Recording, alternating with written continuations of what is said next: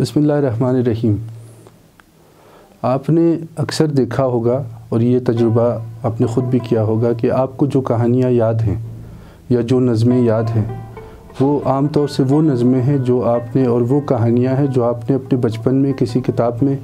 یا کسی رسالے میں پڑھی ہوں گی۔ بچپن کی پڑھی ہوئی چیزیں انسان کے ذہن پہ نقش ہو کے رہ جاتی ہیں، اس لیے بچوں کے ادب کا ایک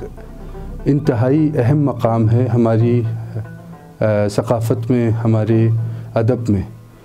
اب یہ میں لفظ ادب استعمال کر رہا ہوں، اس کو آپ جنرلی بھی لے سکتے ہیں۔ جیسے بچوں کے حوالے سے جو کتابیں ہیں، بچوں کی کتابیں وہ بہت ان کی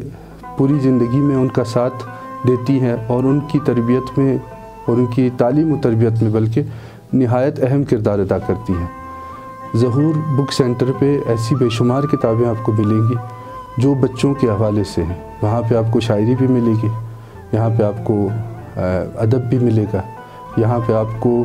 دین سکھانے کے حوالے سے کتابیں مل جائیں گی۔ خلاصہ یہ ہے کہ یہاں پہ بچوں کی کتابوں کے حوالے سے ایک انتہائی خوبصورت خزانہ موجود ہے۔ میں خود ظہور بک سینٹر آ چکا ہوں، میں نے کتابیں دیکھی ہیں، مجھے تو بڑی خوشی ہوئی ہے اور میری آپ سے گزارش ہے کہ آپ بھی تشریف لائیں، ان کتابوں کو دیکھیں، اپنے بچوں کو ضرور ساتھ لائیں کتابیں دیکھنے کے لیے تاکہ وہ بھی نزدیک سے ان کتابوں کو دیکھیں اور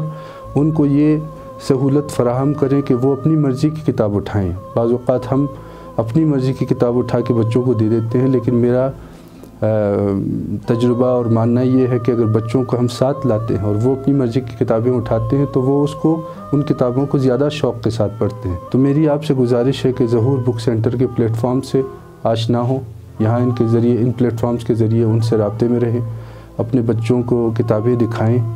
اور اپنے ساتھ ان کو کتاب خانے یا ان کی دکان پہ اپنے ساتھ لے آئیں، انہیں یہ موقع فراہم کریں کہ وہ اپنی مرضی کی کتابیں اٹھائیں اور آپ کو بالکل پریشان ہونے کی ضرورت نہیں ہے۔ یہاں پہ جتنی کتابیں ہیں وہ یقیناً آپ کے بچوں کو مثبت تربیت، ان کی مثبت تربیت کے حوالے سے ہیں۔ آپ بھی ان کے ساتھ تشریف لائیں، کتابیں خریدیں، اپنے بچوں کو پڑھائیں۔ بچوں کو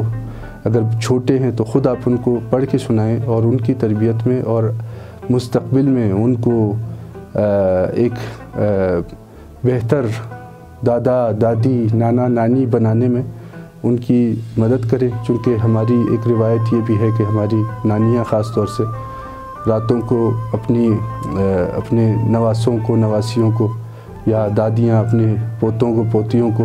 کہانیاں سناتی ہیں اور وہ تبھی یہ کام کر پاتی ہیں جب انہوں نے بچپن میں اس چیز کو سنا ہو، کہانیوں کو سنا ہو۔ تو آپ بھی اس میں خدا آپ کے بچوں کو لمبی عمر دے، آپ بھی ان کا ساتھ دیجئے کہ وہ کل کو